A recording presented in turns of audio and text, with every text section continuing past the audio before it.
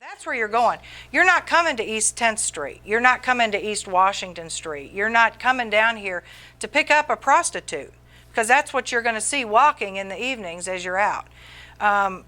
You'll see on 10th Street these nice days, it's like Daytona on the beach. All the people out walking, drug dealing, prostitutes that are out.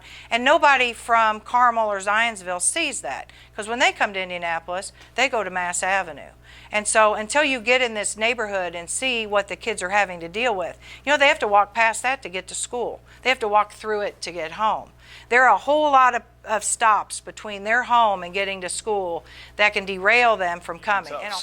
I think a lot of things that they struggle with school is directly related to what they struggle with at home. And I think by having someone who they can intimately talk to about their problems at school or at home can really affect their relationships that they have with their teachers at schools, with their other students at schools, with their peers. And I think that way you got to almost fix the soul before you can actually touch the brain.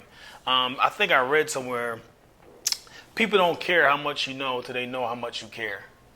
And I think a lot of these schools coming from in urban areas, these kids, they are brilliant students, right?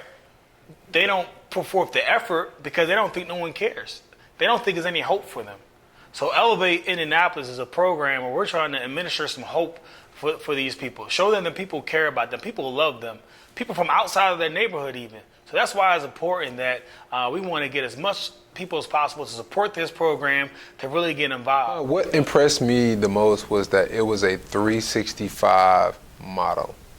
24 hours a day, every day of the year, we have caring adults match with students in high school. And oftentimes we do a great job with mentoring and coaching and academic support to during the school day, but where we often see gaps is when students leave us, or during the summer, or during after hours of the afternoon and the evening. And so this notion that the students have access to someone who's engaged in their academic success when they're in school, but also their personal success out of school, I can't think of a better opportunity to develop and nurture our students than a model like Elevate. Elevate is basically takes full-time teacher mentors, a very diverse workforce, and there's 4 primary components to Elevate. They teach a class in the high school level 5 days a week, and then it trickles down to the other levels of school, middle school and elementary school. So there's the in-class piece, the after-class piece, where a lot of the mentoring goes on with the same teacher mentors and can really get into the lives of these kids to help them. A third component are summer programs, adventure programs, and then the fourth one is we help kids determine a plan for their future, and it's primarily college preparation, vocational certification, training, or normally service career such as the military. From day one, we're intentional about creating a relational atmosphere, a safe environment, and one where the students can feel free to connect with one another. So in terms of leadership, we focus on those character qualities and life skills, the things that really I think if you ask any successful person, especially someone who is a business owner or who leads other people, you ask them what things matter the most when it comes to someone being able to work with them or do a good job. And although skills and training are important, it's character that really tends to come out as the most important, whether it's being honest, being dependable, being responsible. So all of the character qualities and life skills. What Elevate means to me is investing in the lives of youth, both in the classroom and out of the classroom, and really giving your life away to your students, and to be a resource to them, and to be heavily invested in them. Elevate, it's the content, it's what they're teaching, and then the fact that it's very relationship driven. I think because they're teaching these leadership and character qualities and the life skills. I mean, these are things that I believe are very, very important and very foundational to the development of our students. I think a lot of our students deal with realities that teenagers just shouldn't deal with. It should be a given that you have somewhere to lay your head at night. and people in your life that care about you, even if they're not your parents. Stability. You know, these are things that every child, every teenager, like every high school student should have access to. But some of our students don't. And maybe not necessarily to reinforce what's happening at home if it's not a great situation, but also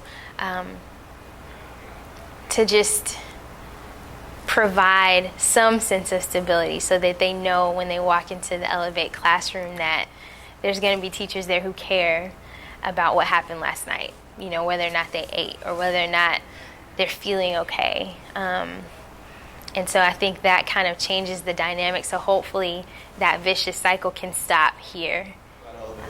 I like Elevate. It's not like other classes, like all bookwork and homework. It's like you come in, like it's a leadership class. Like it's not all classwork. We did a worksheet the other day, and we were just talking about feelings. And usually I'm not like really big on my feelings, but I was like comfortable saying my stuff, saying how I felt about things. They're really welcoming. Like they'll come in, they'll shake your hands, they'll ask you how your day is going, and you can have a conversation with them and like talk to them. I'm kind of working on it. Like sometimes I have trouble like doing what I'm supposed to do, but I've been working on it since I've gone to Elevate because I know they're watching me and I know that I need to do better. One of the things we've really enjoyed about observing the launch of Elevate in Indianapolis is it started from the business community.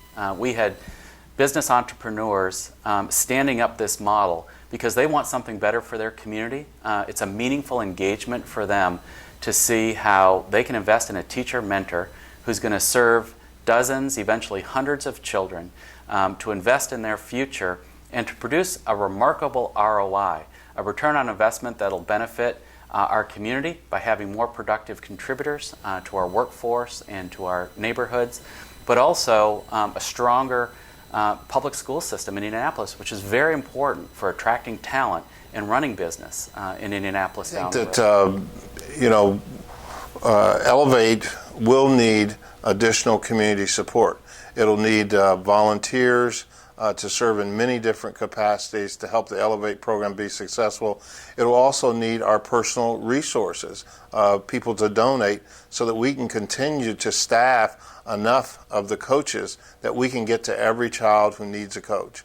And that's going to be really important. It's not something that's built into the school funding formula, so it is something that hopefully businesses and community leaders and other organizations will rally behind Elevate to help them achieve their goal of making sure that every child who needs a coach and a mentor will have one through the Elevate program. Well, first thing I would say, from a pure business standpoint, it's the best investment you can make for your city. Statistics show, a study showed that a high school dropout over the course of their lifetime costs society over $2 million. And that includes welfare, Medicaid, unfortunately incarceration, all the things that go along with being a high school dropout and not being successful in your life.